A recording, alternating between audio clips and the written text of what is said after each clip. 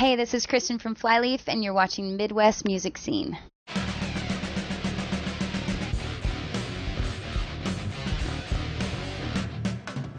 Hi, this is Zine with Midwest Music Scene, and I'm here with Kristen May of Flyleaf. How you doing, Kristen? I'm great. Thanks for having me. Well, they're playing here at the Vanguard here in Tulsa this evening.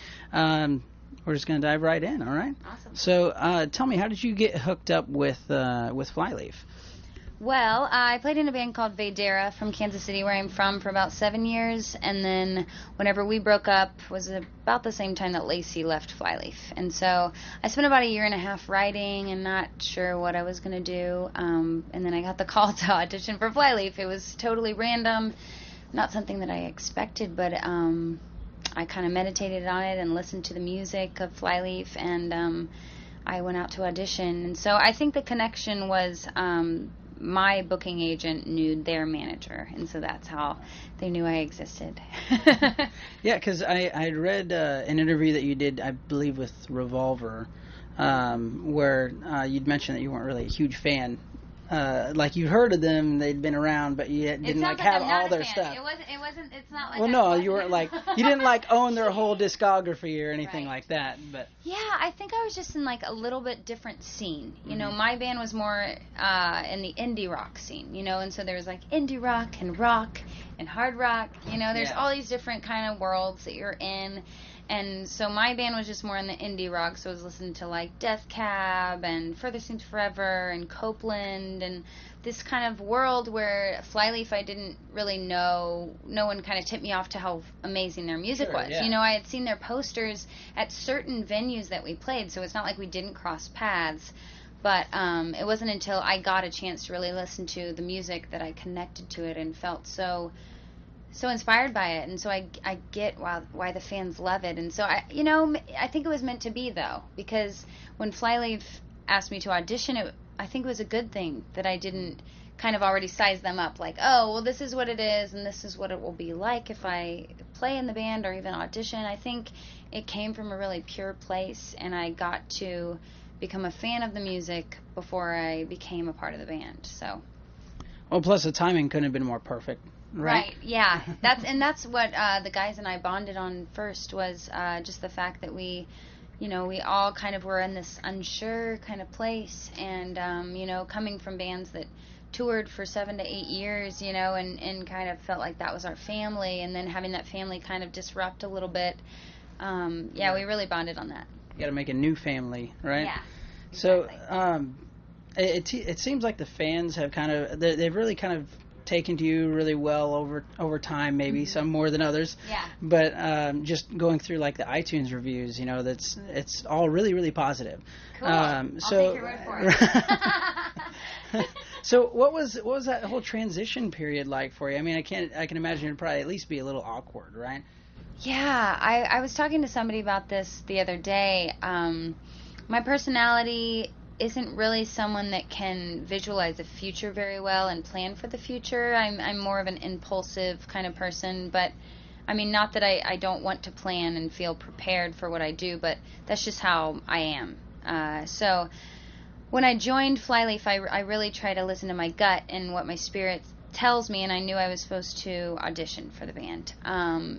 And I didn't really think, I had enough on my plate with auditioning and really trying to engulf myself in the music and think about how, as a songwriter that I am, what I would bring to this band, So I had plenty of stuff to think about, to where I didn't really think, oh yeah, I'm replacing a singer that's been there for 8 or whatever years, you know. So I think that it did kind of hit me pretty fast after I joined the band, because I started to see, some people on the internet start to talk and whatever, and it did kind of catch me a little off guard, but I think it strengthened me, and it certainly gave me some material to write about on Between the Stars, our new album. So and that's the best way to turn that around and make it a positive, right? Yeah, I mean, everybody deals with these things where you're kind of in uncharted waters, and that's really what it was, So how does the writing process usually work for you guys then? It's pretty great in this band. I mean, I'd say overall me, Pat, and Samir bring in the bulk the meat. You know, as far as we'll bring in songs and but the good thing about being in a band, and the way I've always written when I'm writing for a band, is you bring in something and it's kind of like Play-Doh, you know, you bring it in and you're willing to have other people kind of massage it and make it what it is. And so with this album on Between the Stars, we really did that, you know.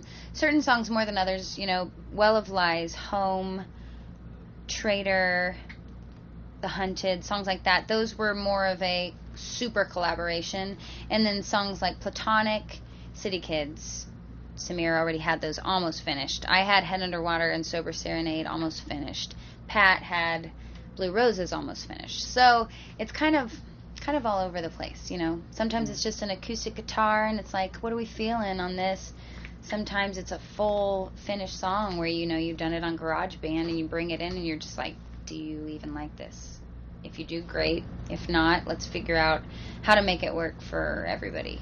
Right. Sometimes you just got to strip it down and make it something entirely different. Yeah, exactly. So I think as a songwriter, you, especially in a band, you know, it's different when you're writing your own album, but especially in a band, you have to be open to writing and feeling vulnerable enough to, and open enough and gracious enough to say, okay, how can we all make this something we're proud of?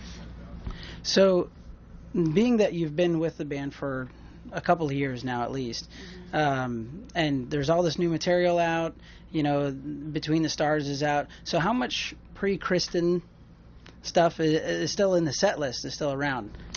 A good amount. We play about 7 to 8 songs of Between the Stars on this tour, because it is the Between the Stars tour, basically. Right. You know, the past couple tours we've done since the new album came out was a lot of new material. But we make sure to cover something from every album Flyleaf has put out. So there's about 3 off the first, I think a couple of them in Tomori, and 1 off New Horizons, I believe. Okay.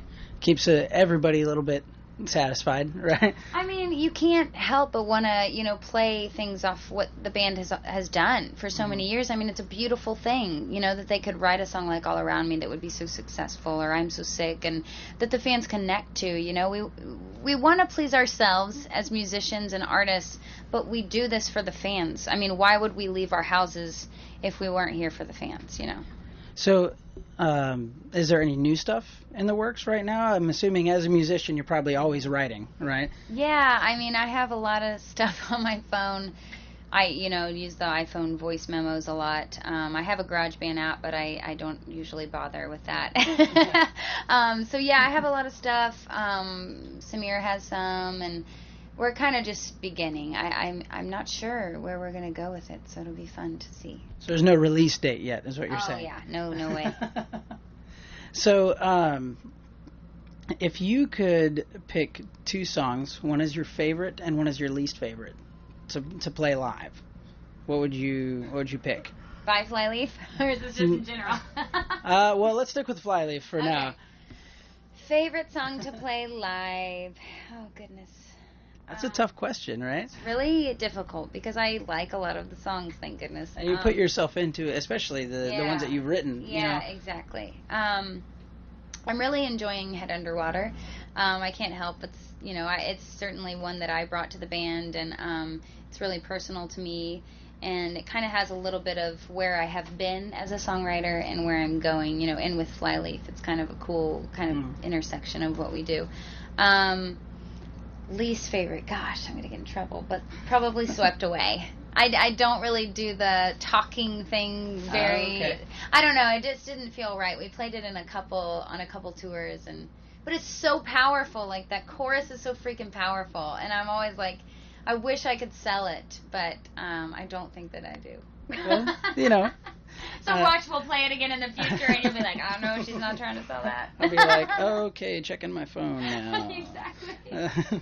Well, I actually took over for a rap rock band myself. Oh, right on. And we changed the style completely. So that was, I feel you there, like rap rock's not my thing at all. And you have to kind of go with it and make it your own, you know. Yeah, so you found a way to kind of make it work. Some was just a lot of writing different stuff. Yeah. But yeah. Well, I'll tell you, my older brother, who actually got me into a lot of amazing bands back, you know, in the early 2000s and 90s, he got me into Soundgarden and Smashing Pumpkins and Nirvana.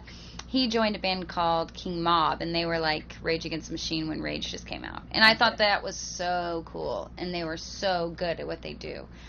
So that kind of, I guess I don't know if you even call that rap. Is that rap rock? Okay, yeah. That's like the pinnacle, you know what I mean? So if I could ever do that, it would be great. But yeah, it's not as much my vibe. Yeah, I can't really do it either. Yeah, that's my point. We could. Exactly. Why can't we do it's it? good stuff. I just can't. I can't do it myself. Yeah. So, well, if you could sing with one other person that you haven't sang with yet, besides myself, obviously. Oh. Yeah. Who would that be? You know, I really dig Ellie Goulding. I know she's more pop. She's totally not in this world, but I love her voice. I think, you know, she's certainly gone into more of the electronic pop world, which kind of smooths over things with, you know, certain technological advances, but she has such a pure voice, you know, when you strip that all away, and there's something really special about her, and so I think I'd love to sing with her. Right on. So what does the future hold for Flyleaf? I mean, you're in the beginnings of the Between the Stars tour right now. Are you guys doing a lot of festivals? Are you going to be is this tour going to last for the next 3 years? Yeah. Jared, our guitarist, is actually expecting a baby in May. Oh, wow. So we'll take probably a month-ish off, but probably not too much because we'll do a couple festivals here and there and hopefully get a great tour at the end of summer and fall. All right. Well, last but not least, where can fans find you guys online? Flyleafmusic.com. We're also Flyleaf Music on Twitter, Instagram, and we have a Facebook as well. So pretty much everywhere. Right on. So they can find the tour dates, see where you guys are coming at, come check you guys out. Absolutely. Maybe listen to you sing Swept Away, you know. Yeah, every day. In the shower only. Well, thank you for taking the time with us, Kristen. Yeah, man. It's been a pleasure. Cool. And good luck tonight. Thank you.